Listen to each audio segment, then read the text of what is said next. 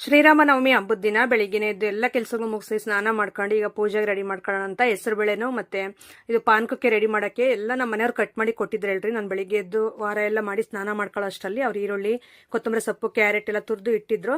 So ಹಂಗಾಗಿ ಅದನ್ನೆಲ್ಲ mix ಮಾಡಿ ಈಗ ಪೂಜೆಗೆ ಇಡಬೇಕಲ್ವಾ, ಹಂಗಾಗಿ ದೇವ್ರ ಫೋಟೋಗಳು ಎಲ್ಲ ನಾನೇ ರೆಡಿ ಮಾಡಿದೆ. ಎಲ್ಲ ತೊಳೆದು ಒರೆಸಿ ಬಟ್ಟಿಟ್ಟು ಈಗ ನಾನು ಪಾನಕಕ್ಕೆ ಮತ್ತೆ ಹೆಸರು ಬೇಳೆಗೆ ಬಟ್ಟಿಟ್ಟು ಈ ತರ ಅಂಗದಾರ ಕಟ್ತಾ ಇದ್ದೀನಿ. ನಾವು ವರ್ಷ ಇದೇ ರೀತಿನೇ ಮಾಡೋದು ರಾಮನವಮಿ ಹಬ್ಬದ ದಿನ. ಸ್ವಲ್ಪ ಅಂಗದಾರಕ್ಕೆ ಹೂ ಬೇಕಾಗಿತ್ತು, ಹಂಗಾಗಿ ನಾವು ಅಮ್ಮರ ಮನೆ ಹತ್ರ ಹೋದೆ ಕನಕಾಂಬ್ರ ಸ್ವಲ್ಪ ಬಿಡಿಸ್ಕೊಂಡ್ ಬರೋಣ ಅಂತಂದು.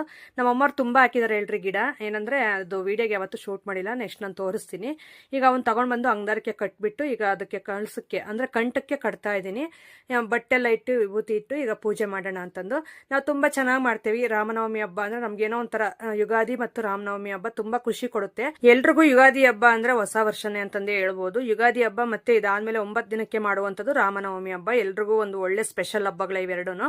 ಅದ್ ಮುಗಿಸ್ಕೊಂಡು ನಾವು ಮನೇಲಿ ಪೂಜೆ ಎಲ್ಲ ಮಾಡಿ ನೆಕ್ಸ್ಟ್ ನಾವು ಬಂದಿದ್ದು ಪಾವಗಡದಲ್ಲಿ ರಾಮರ ದೇವಸ್ಥಾನಕ್ಕೆ ಫಸ್ಟ್ ಟೈಮ್ ನಾನು ಬಂದಿದ್ದು. ಪ್ರಿಯಾ ಕರ್ಕೊಂಡು ಬಂದು ನನ್ನ ಫ್ರೆಂಡ್ ಬಂದ್ಬಿಟ್ಟು ದೇವರ ದರ್ಶನ ಮಾಡ್ಕೊಂಡು ಹಾಗೆ ಮೊಸರು ಪ್ಯಾಕೆಟ್ ತಗೋಬೇಕಾಗಿತ್ತು, ಅದನ್ನ ತಗೊಂಡು ಹಾಗೆ ಸಪೋಟ ಜ್ಯೂಸ್ ಕುಡಿಯೋಣ ಅಂತ ಹೇಳ್ಬಿಟ್ಟು ಇನ್ನೊಂದು ಬೇಕರಿ ಹತ್ರ ಬಂದ್ವಿ. ಈ ರೀತಿ ಇತ್ತು ಇವತ್ತಿನ